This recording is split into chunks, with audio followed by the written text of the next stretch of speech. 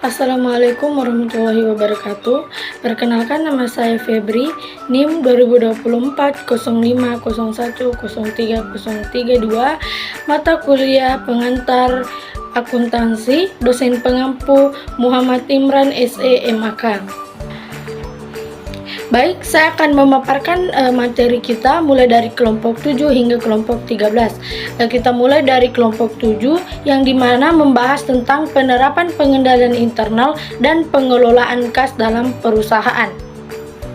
Yang pertama yaitu adalah pengendalian internal. Pengendalian internal adalah suatu proses pada organisasi dalam mengecek ketelitian, keakurasian, serta efektivitas dan efisiensi dari suatu proses bisnis untuk mencapai tujuan tertentu. Dan pengendalian internal juga memiliki unsur-unsur, yaitu yang pertama lingkungan pengendalian, budaya perusahaan, etika dan integritas yang mendasari semua tindakan dan keputusan. Dan yang kedua adalah penilaian risiko, proses mengidentifikasi dan menganalisis risiko yang dapat memengaruhi pencapaian tujuan. Dan yang ketiga yaitu kegiatan pengendalian, kebijakan, prosedur, dan aturan yang ditetapkan untuk mengurangi risiko. Dan yang keempat adalah informasi dan komunikasi, sistem yang memungkinkan penyampaian informasi yang relevan kepada pihak yang membutuhkan, baik secara internal maupun eksternal. Dan yang kelima adalah pemantauan, proses peninjauan terus-menerus atau periodik untuk menilai efektivitas pengendalian internal. Dan yang kedua adalah pengendalian kas atas penerimaan dan pengeluaran. Pengendalian kas adalah proses mengelola uang tunai perusahaan agar selalu tersedia dan memadai, serta untuk mencegah penyalahgunaan kas.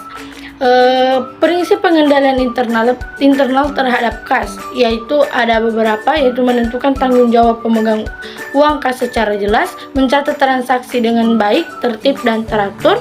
Dan yang ketiga, memisahkan tugas antara orang yang mencatat transaksi dengan orang yang menyimpan kas. Dan yang ketiga adalah rekening bank. Rekening merupakan nomor yang digunakan untuk beragam transaksi di bank, mulai dari menabung, mentransfer, menarik dana tunai, hingga pemeriksaan saldo yang dilakukan secara langsung maupun melalui internet.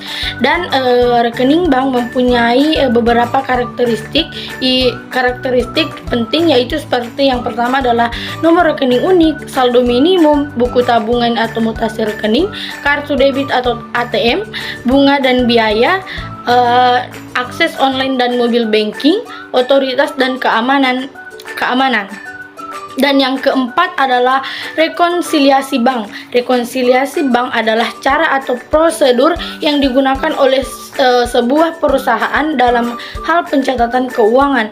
Rekonsiliasi bank bertujuan untuk mencegah dan meminimalisir terjadinya transaksi yang tidak dapat dipertanggungjawabkan, baik itu dari pihak kas maupun pihak kas bank. Dan yang kelima adalah penggunaan akuntansi untuk dana kas keperluan khusus atau petty cash. Petty cash atau dana kas kecil itu adalah uang tunai yang disediakan untuk pengeluaran sehari-hari yang nilainya kecil, seperti beli alat tulis, bayar parkir, atau biaya operasional kecil lainnya. Biasanya ada yang namanya imper system buat petty cash. Diawali perusahaan nyisihin sejumlah uang, misalnya 500.000 buat petty cash. Nah, setiap kali uang dipakai harus ada bukti transaksi kayak struk atau kwitansi. Pengolahan petty cash mencatat semua pengeluaran ini. Di kelompok 8 membahas tentang penggolongan piutang usaha, klasifikasi dan jenis piutang dalam bisnis. Yang pertama adalah penggolongan piutang usaha secara umum. Piutang usaha adalah klaim yang dimiliki perusahaan terhadap pelanggan akibat penjualan barang atau jasa secara kredit. Dan piutang usaha dapat diklasifikasikan menjadi dua kategori utama, yaitu piutang dagang dan piutang non-dagang. Piutang dagang adalah piutang yang timbul dari penjualan barang atau jasa kepada pelanggan secara kredit. Sedangkan piutang non-dagang adalah piutang yang tidak terkait langsung dengan penjualan atau barang jasa, seperti pinjaman kepada karyawan atau klaim terhadap pihak ketiga. Dan yang kedua adalah karakteristik atau akuntansi untuk piutang tak tertagih. Piutang tak tertagih adalah piutang yang tidak dapat ditagih kembali oleh perusahaan. Karakteristiknya meliputi tidak terbayar dan diperlukan penyesuaian. Tidak terbayar adalah piutang ini biasanya tidak terbayar setelah melewati tanggal jatuh tempo, sedangkan diperlukan penyesuaian. Perusahaan perlu melakukan penyesuaian dalam laporan keuangan untuk mencerminkan nilai realisasi bersih dari piutang tersebut. Dan yang ketiga adalah metode akuntansi penghapusan langsung. Metode penghapusan langsung adalah pendekatan di mana perusahaan menghapus piutang yang tidak dianggap tidak tertagih secara langsung pada saat keputusan diambil. Proses ini melibatkan mengidentifikasi piutang yang tidak dapat ditagih dan menghapus jumlah tersebut dari buku besar dengan mencatat kerugian pada laporan laba rugi. Dan yang keempat adalah metode akuntansi penyisihan. Metode penyisihan melibatkan pembuatan cadangan untuk menutupi kemungkinan kerugian dari piutang yang tak tertagih di masa depan. Prosesnya meliputi yang pertama adalah menentukan persentase tertentu dari total piutang yang dianggap tidak akan tertagih berdasarkan pengalaman di masa lalu. Sedangkan yang kedua adalah mencatat penyisihan sebagai beban pada laporan laba rugi dan mengurangi total aset di neraca. Baik, kita lanjut di kelompok 9, yaitu membahas tentang karakteristik aset tetap, akuntansi untuk penyusutan dan pelepasan aset. Yang dimana yang pertama adalah menjelaskan, menggolongkan, dan menghitung biaya aset tetap. Aset tetap adalah aset berwujud yang dimiliki perusahaan untuk digunakan dalam operasionalnya dengan jangka waktu lebih dari 1 tahun, seperti bangunan, kendaraan, mesin, dan peralatan. Pengelolaan biaya aset tetap sangat penting karena memengaruhi laporan keuangan perusahaan dan perencanaan ke depan. Dan yang kedua adalah menghitung penyusutan menggunakan metode garis lurus, metode unit produksi, dan metode saldo menurun. Kemudian kita lanjut yang ketiga, yaitu membuat ayat jurnal untuk pelepasan aset tetap. Aktiva tetap merupakan aset atau harta berwujud yang dimiliki badan usaha, masa manfaatnya lebih dari 1 tahun atau 1 periode akuntansi, dan digunakan sebagai sarana penunjang kegiatan operasional perusahaan dan tidak diperjualbelikan. Biasanya perusahaan akan melakukan pelepasan aset tetap tersebut setelah kehilangan kegunaannya. Aset-aset tersebut dapat dilepas perusahaan melalui 3 cara, yaitu pelepasan dengan cara dibuang, dan pelepasan dengan cara dijual, dan yang terakhir adalah pelepasan dengan cara pertukaran. Baik, kita lanjut pada kelompok 10, yaitu memahami aset dan keuangan tak berwujud. Yang pertama adalah definisi aset tak berwujud.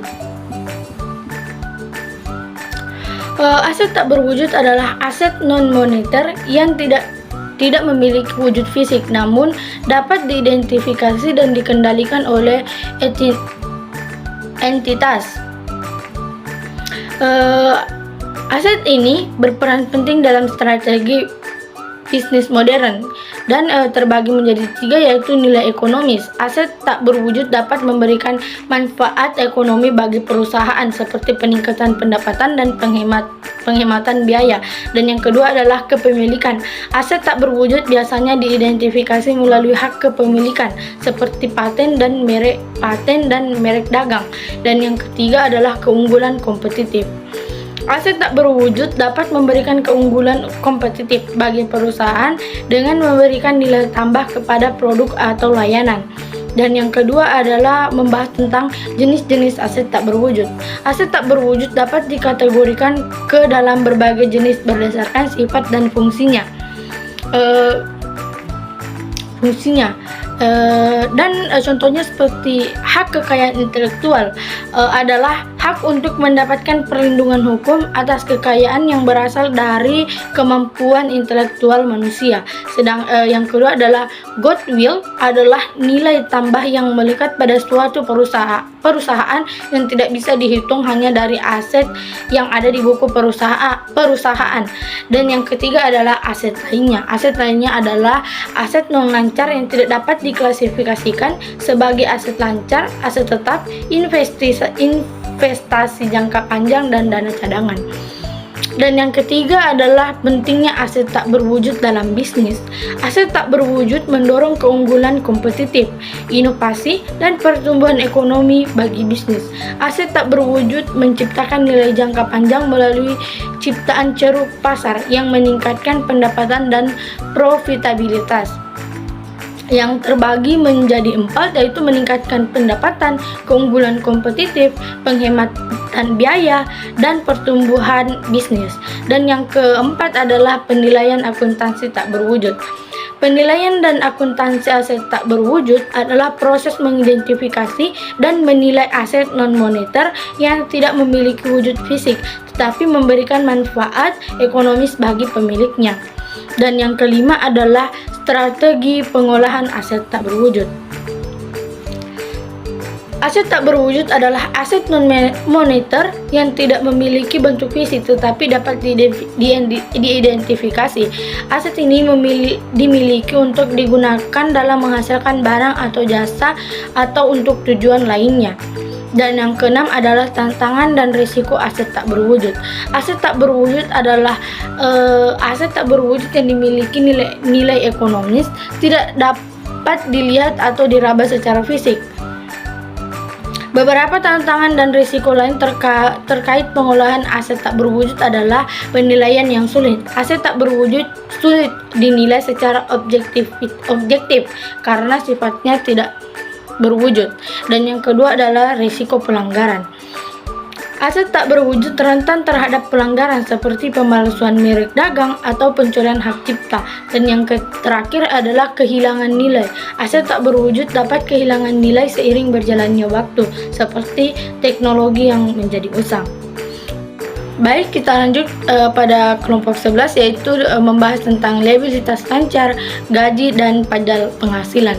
Yang dimana pertama adalah liabilitas lancar, adalah kewajiban yang harus dibayar dalam jangka waktu 1 tahun atau siklus operasi perusahaan, mana yang lebih lama. Contohnya yaitu seperti perusahaan membeli bahan baku seharga 10 juta dengan jangka waktu pembayaran 30 hari. Utang usaha ini tergolong liabilitas lancar karena jatuh tempo dalam waktu kurang dari 1 tahun. Dan yang kedua adalah bagian utang jangka panjang yang jatuh tempo dalam jangka pendek. Bagian dari utang jangka panjang yang jatuh tempo dalam jangka waktu 1 tahun atau siklus operasi perusahaan tergolong liabilitas lancar. Contohnya, perusahaan memiliki utang jangka panjang sebesar 50 juta dengan tempo 55 tahun. Namun pada tahun ini 10 juta dari utang tersebut jatuh tempo. Bagian ini tergolong liabilitas lancar karena jatuh tempo dalam jangka waktu kurang dari 1 tahun. Dan yang ketiga adalah wesel bayar. Wesel bayar adalah surat bukti hutang yang berisi janji tertulis untuk membayar sejumlah uang tertentu pada tanggal jatuh tempo. Contohnya, perusahaan menerima pinjaman dari bank dengan jangka waktu 1 tahun dan memberikan wesel sebagai bukti utang. Wesel bayar ini tergolong liabilitas lancar karena jatuh tempo dalam waktu kurang dari 1 tahun. Liabilitas pemberian kerja atas gaji mencakup kewajiban perusahaan kepada karyawan terkait penghasilan dan potongan gaji. Baik, kita lanjut pada kelompok 12, yaitu yang dimana membahas tentang pengertian yang pertama membahas tentang pengertian akuntansi. Akuntansi untuk penggajian atau gaji melibatkan beberapa langkah penting yang berfokus pada pencatatan dan pelaporan penghasilan karyawan, yaitu terbagi menjadi 3, yaitu adalah register gaji, pencatatan penghasilan karyawan, dan jurnal umum. Register gaji adalah dokumen yang digunakan untuk mencatat semua informasi terkait penggajian karyawan. Informasi yang umumnya dicatat meliputi nama karyawan, jabatan, gaji pokok, tunjangan jika ada, potongan misalnya pajak dan asuransi, dan yang terakhir adalah gaji bersih yang diterima. Dan yang kedua adalah pencatatan penghasilan karyawan. Catatan penghasilan karyawan merinci jumlah penghasilan yang diterima oleh setiap karyawan selama periode tertentu. Ini mencakup tentang penghasilan bulanan, bonus dan insentif, pengurangan untuk pajak dan kontribusi lainnya.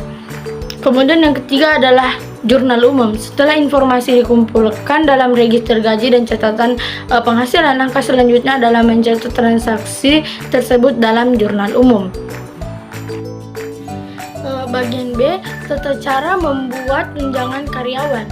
Yang pertama, tunjangan cuti berbayar. Ketika perusahaan memberi tunjangan cuti berbayar, kita perlu mencatat beban cuti yang harus dibayar. Dan yang kedua adalah uang pensiun. Untuk tunjangan pensiun, perusahaan perlu mencatat kontribusi pensiun yang wajib dibayar. Dan bagian C, perlakuan akuntansi. Yang pertama adalah liabilitas destimasi. Liabilitas destimasi adalah kewajiban yang jumlahnya tidak pasti, dapat didestimasi secara wajar. Contoh umumnya termasuk garansi produk, pembayaran pensiun, atau pajak yang terutang. Dan yang kedua adalah liabilitas kontingensi. Liabilitas kontingensi adalah kewajiban yang mungkin timbul tergantung pada hasil dari suatu peristiwa di masa depan yang tidak pasti, seperti tuntutan hukum atau klaim asuransi. Pada kelompok 13, kelompok terakhir membahas tentang akuntansi perusahaan, perseorangan, persekutuan, dan likuidasi. Yang pertama adalah karakteristik dasar perusahaan yang terbagi menjadi dua, yaitu yang pertama perusahaan perseorangan.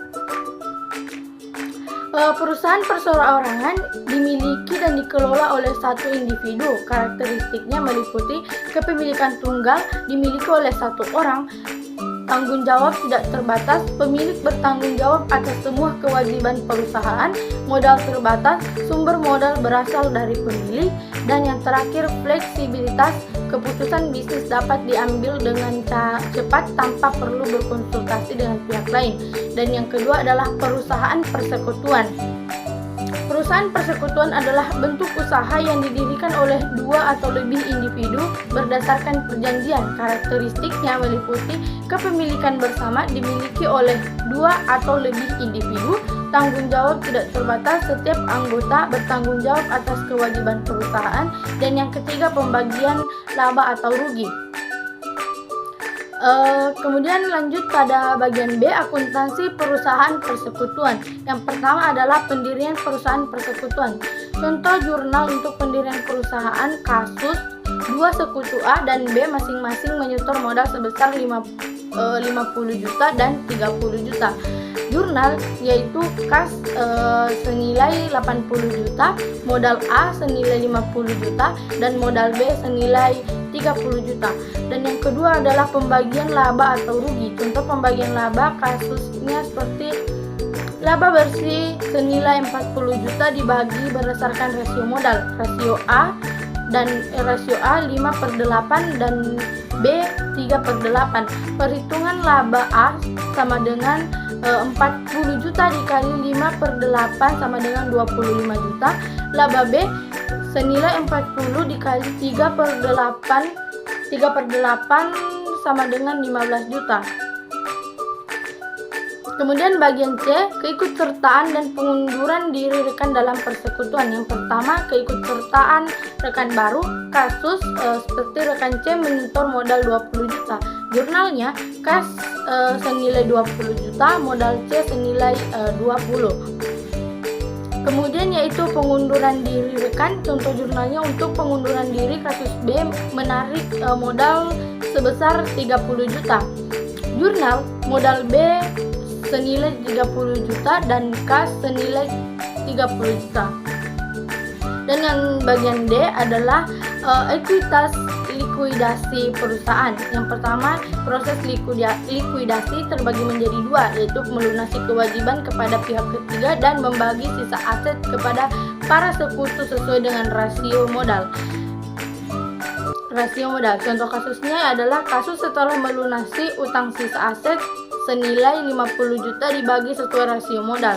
Kasus A per 5/8 dan B 3/8. Perhitungan yaitu A sama dengan 50 kali 5/8 sama dengan 31.250 dan bagian B 50 juta dikali 3/8 sama dengan 18.750.